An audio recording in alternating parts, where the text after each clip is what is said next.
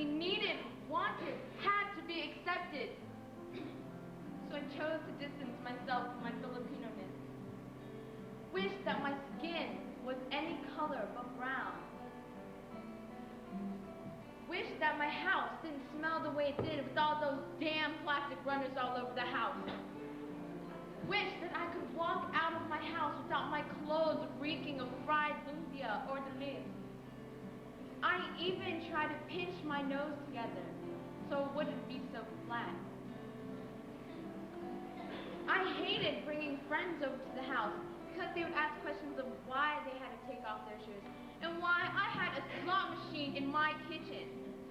So for the 100th time, I would yell, "It's a rice dispenser, damn it! A rice dispenser! A rice dispenser!" I didn't want to deal with it. So I chose to get out. To forget about something I couldn't get out of. My past, my heritage, my history, in my quest for acceptance, I have betrayed you. Forgive me.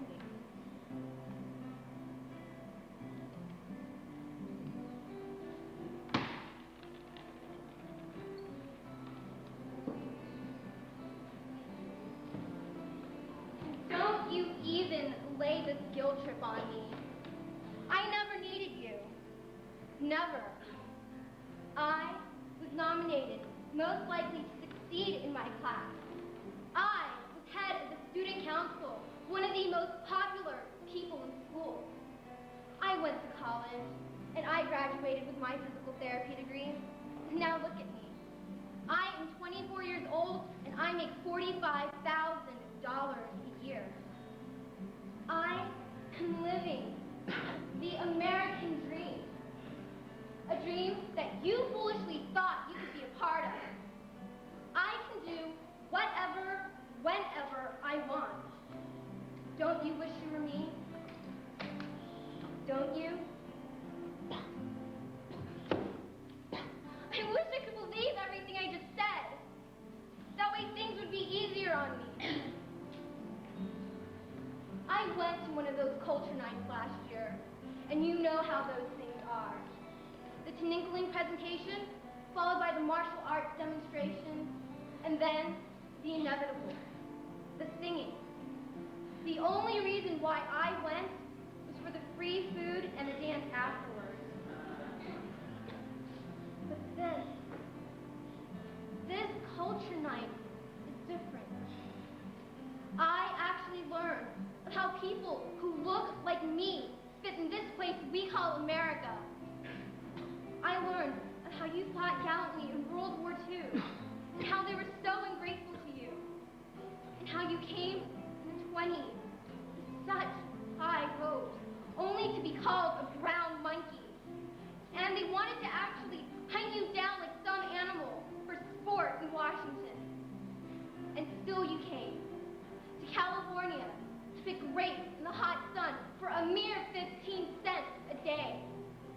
The only reason why you came was to provide a better life for you and your family. And it was in that I realized that you are exactly like my father. And I'm never going to forget him. So why should I forget you? They say that ignorance is bliss and that knowledge is power. But I learned it all too late. All too late to help you. Forgive me.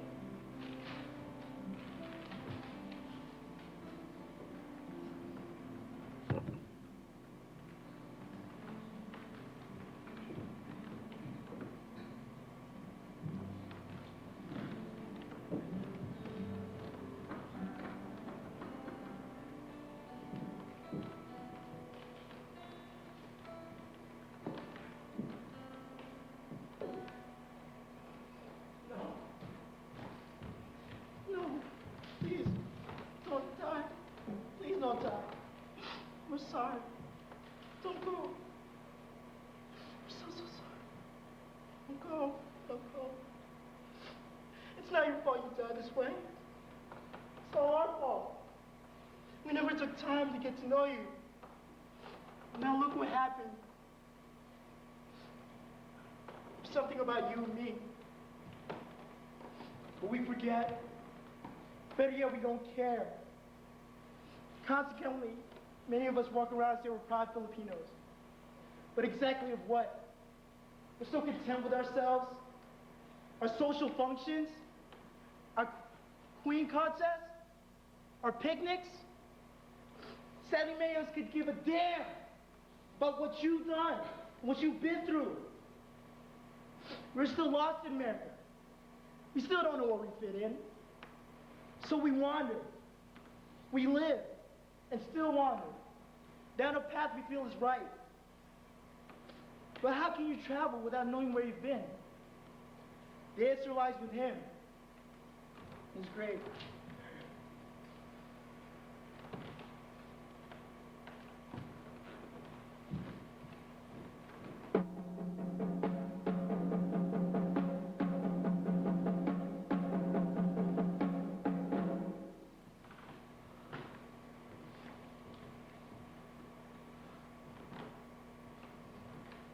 He lies there, so quiet, so still, so cold. And in his face and hands, one can read his life now past. You came here because you thought you could partake the American dream. Foolish old man. What did it get you? A job in the fields? Yeah, it was something familiar. Instead of eating and enjoying your own land, someone paid you to eat theirs. Then the war came. Good little Filipino boy. You fought for the Americans. The same people who called you subhuman, a monkey, a fish head, a flip. The same people that are oppressing your mother and father, and their mother and father, and their mother and father. And what did it get you? You're dancing with some girl, a pat on the back, a job in the fields. Then you try to raise a family. You were proud. But pride didn't put clothes on their backs, a roof over their heads, or food in their stomachs. You swallowed your pride and fit the stereotype. Quiet, passive, hardworking, subservient. And what did it get you? A change from the fields to a kitchen? Is that what's known as progress? Instead of being burnt by the sun, you were burnt by hot water. Instead of being cut by dirty plants, you were cut by dirty knives. Your face was furrowed by perspiration and tears of anger, frustration, pride, and pain. You worked hard so we can survive. How ungrateful we have been.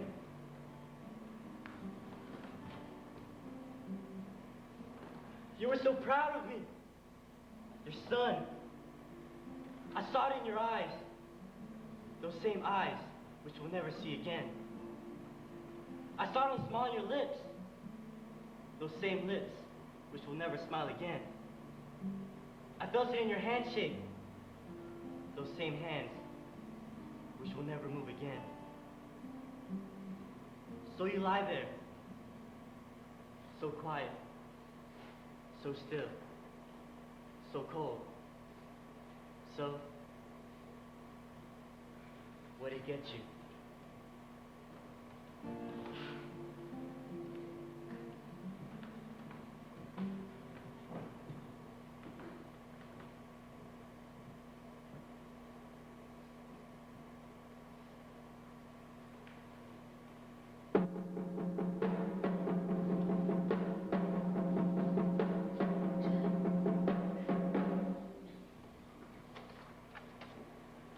America.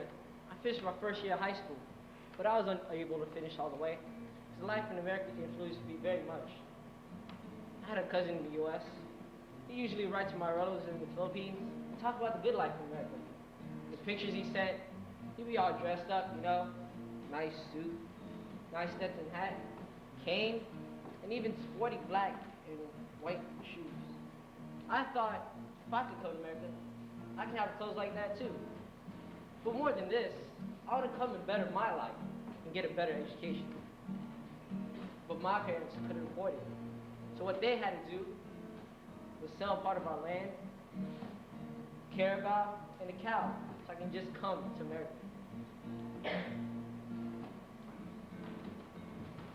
It was sad when I was about to leave everyone and everything behind.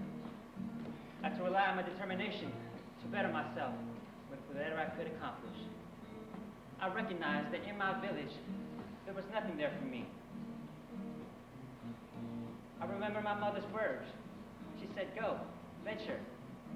Maybe you can find a better life than that you have here." We had heard stories about how America had better opportunities for people who really wanted to pursue something, get an education, or just better their lives. That's one reason why I came to America.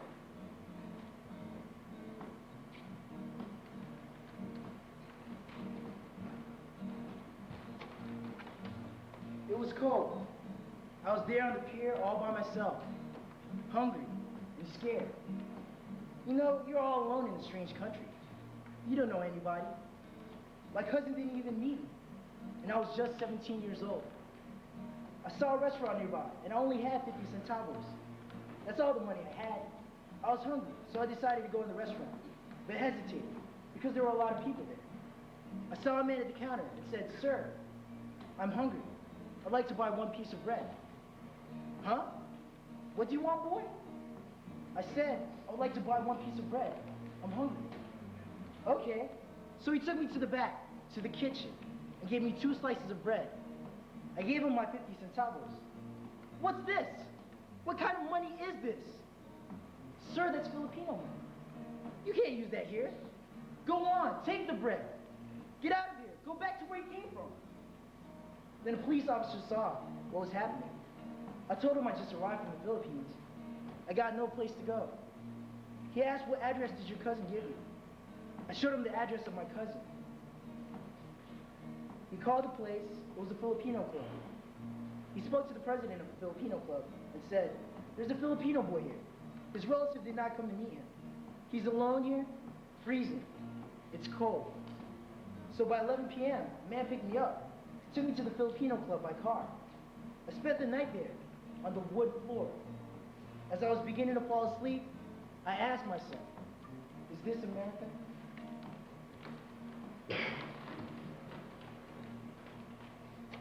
Family and friends are sad because I was leaving.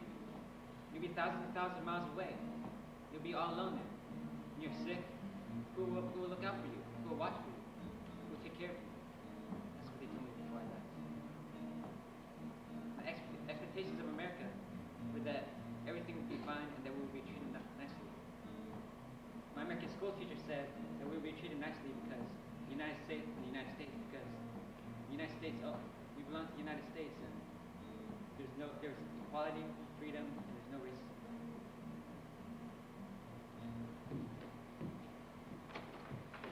I expected America to be nice and a place where we could get good jobs. But what happened was, but really, what I expected that when I came here, I would go to a place that had electricity. But what happened was my brother brought me to a farm camp where there was no electricity. We had to use those kerosene lamps. We didn't have what we call indoor restrooms or toilets. They were outside. That's when one of the workers said to me, "Welcome to America."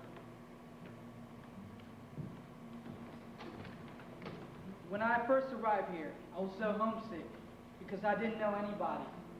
There was no one to turn to. There were times when I only had bread and water to eat. There was no money, no job.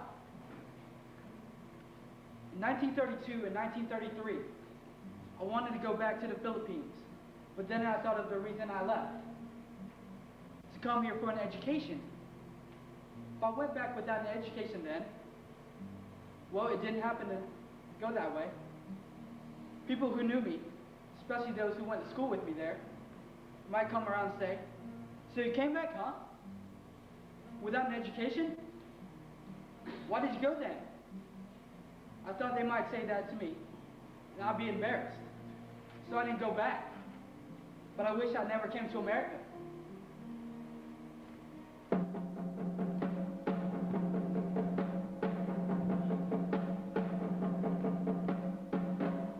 I worked for 25 cents an hour, picking tomatoes.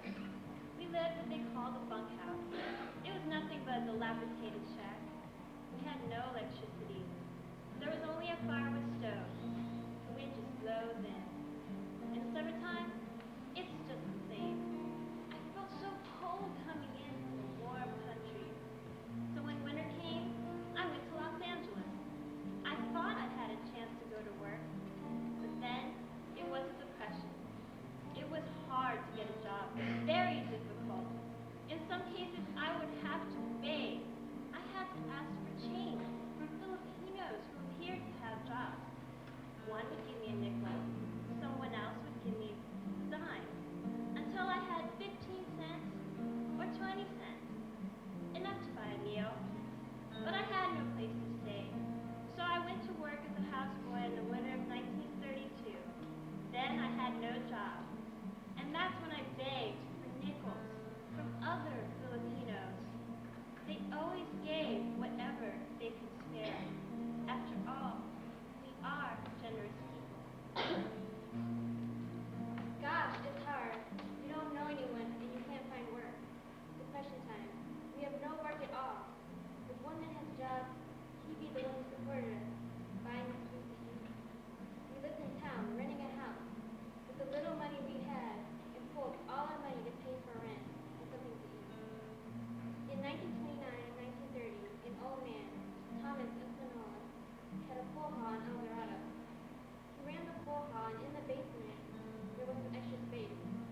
So if we had no money to pay for rent, he let us go to the basement and sleep there. When we got a little money, we gave it to him. So if someone was looking for men to work, we'd go there early in the morning and work for 2 to 3 hours. They paid us just 10 cents an hour. There were no jobs open except on the farm in those days. You could not get any schoolboy jobs, any janitorial jobs, any post office jobs. There were none. So where did we go? To a farm. Any farm. Washington, Oregon, California, wherever there was a farm. It was really rough when we stayed in that camp. The walls of our room were so thin you could see daylight through the cracks. In the winter, we had to go to the levee to get wood for an old stove we used as a heater. It kept us warm, but gosh, it was so cold then. Having just arrived from the Philippines, it was hard to get used to the cooler climate.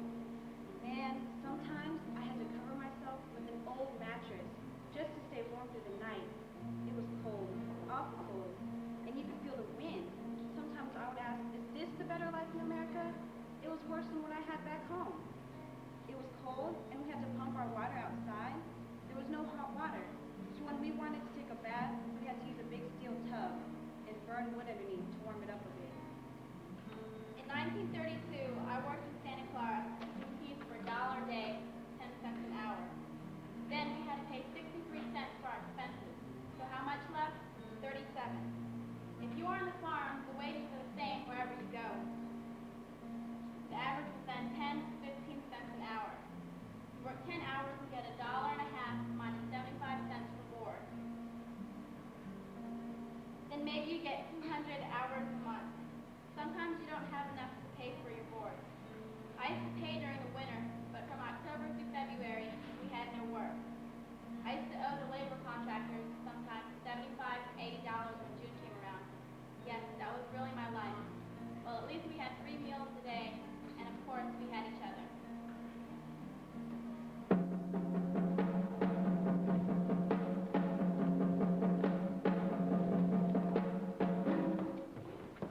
I kept looking for work and found a job as a dishwasher at a restaurant. This was better because I know how to wash dishes. Working at a restaurant had stacks and stacks of dishes to wash without machines. The water was hot and full of salsa. Sweat when you wash those pots. They're great big pots. And before the end of the day, you're really worn out. I did that for 1 year, receiving $10 a week, and was able to save some money to send back home so my parents could buy back the land that they sold for my fair here in America. I went to Los Angeles, hoping to eventually land a school board job. And you know, all my Filipino teachers in the Philippines had studied in the United States, and they told me their stories about earning their education by supporting themselves. In 1935, I enrolled in Santa Monica Junior College, but I had no more money. So the first day, I didn't have anything to eat. Second day, nothing but water. On the third day, there was a call for a schoolboy job for $4 a month with free board and lodging. Of course, I took the job right away. But it didn't even pay enough to pay for a bus fare to school. So I walked from my house 10 blocks to a cheaper 5-cent bus. I was able to do that for 2 months. But I didn't know how to cook or clean the house. Yet the lady was good enough to show me everything she did. So I learned to clean, prepare dinner. I even washed the dishes when they were through eating. She was very nice. I later got a job for $15 a month, still cooking and cleaning. That was quite a jump for $4. Besides, they let me use the car to take their boys to school and pick them up. This job lasted until I graduated college. Now, with a college degree, I went to find a job as a teacher. But the school principal said, "You have very good recommendations, but you're not a citizen." The school policy does not employ any aliens. After all that, I easily became heartbroken. But I got over it. I survived. Still in Los Angeles, I went to work for a doctor on West Lake Avenue. My job was from 5:30 in the morning until 9:30 at night, this time for $15 a month. I had to clean the rooms, polish the furniture, and help the lady prepare the doctor's food. One day when I finished waxing the floor, the lady wet her finger and put it on the floor. If she noticed a little dirt, she'd look at me and say, "You didn't do your job right." I didn't mind.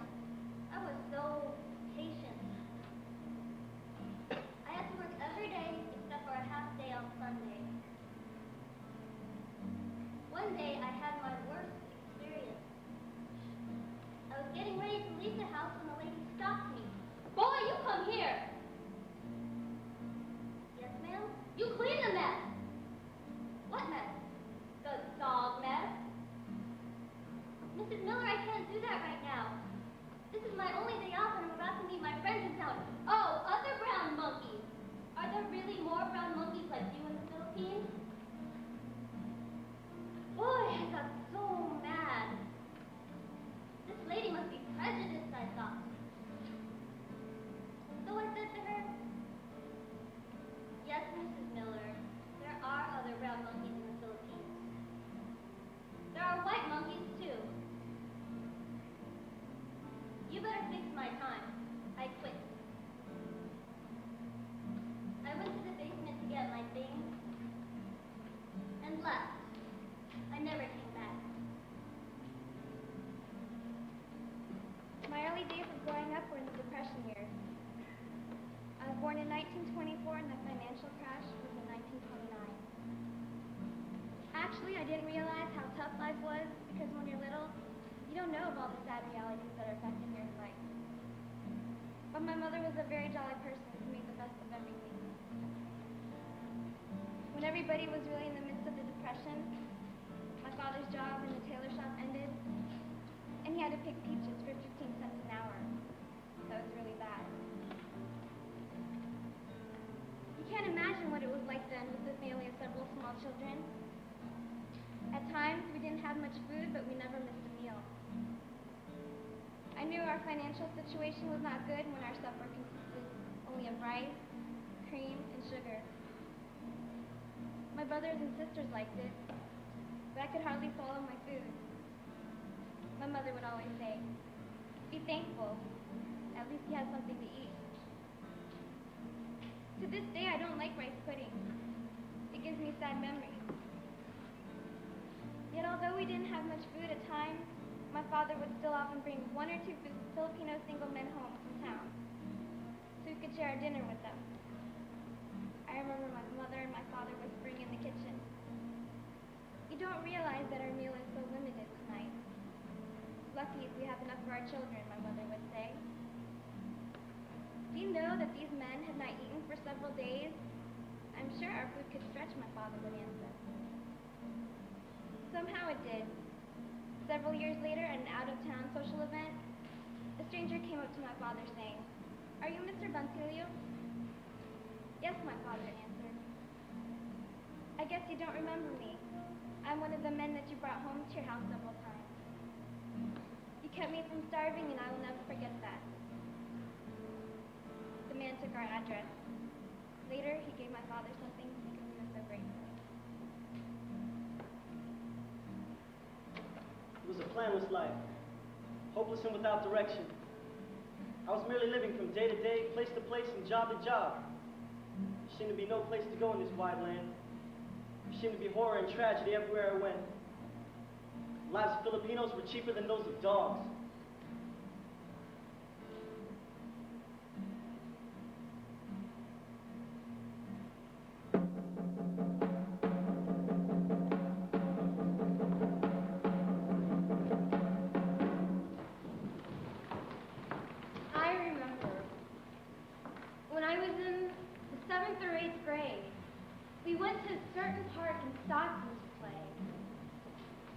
And I remember there were these children yelling and screaming at us, "Go back to where you came from. Go back to your country. You don't belong here."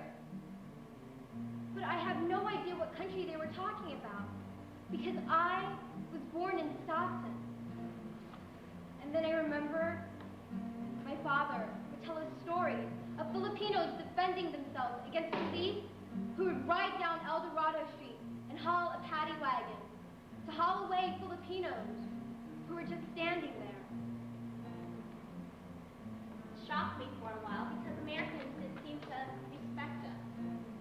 So I knew right away what I learned in school back home wasn't really true. The Americans, they disregard us, put us down. I didn't really know why. Americans seem prejudiced. Some of them treated us like we were just animals. When we went to church, when we were sitting in the pew, no one would sit with us.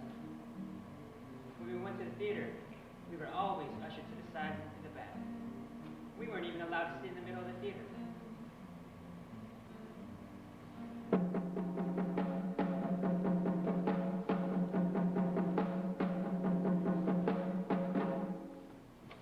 Since the 1920s, I never thought that I would be what I am now.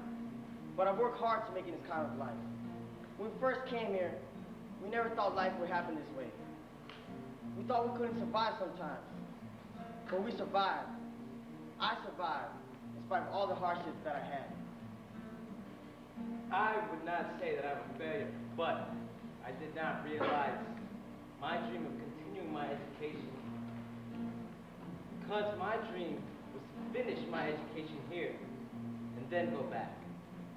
But the obstacles placed in earning a living prevented me from doing this. It was not easy. I have no regrets.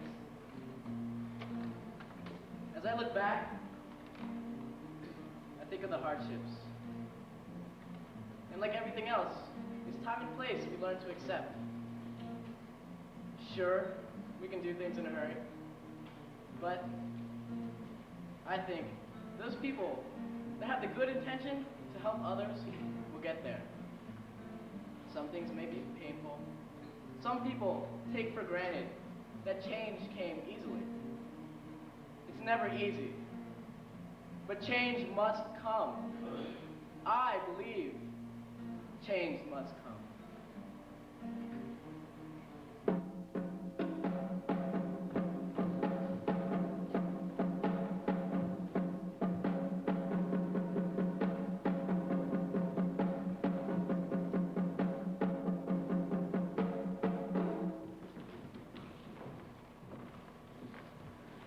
Ladies and gentlemen, I present to you the youth of Hampton Roads.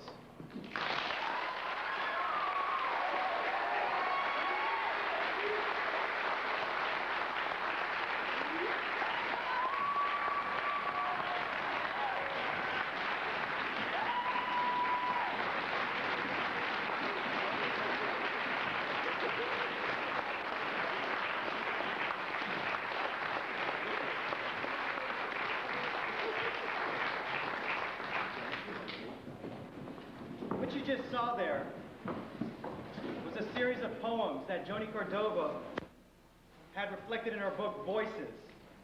And if it wasn't for that book, Voices, those words and those skits that you just saw would have remained silent. And what a tragedy in itself that would be. But right now what we're going to do is we're going to bring it closer to home. And right now I have Edward DeGia going to explain to you the next coming up skits that we have. Edward DeGia.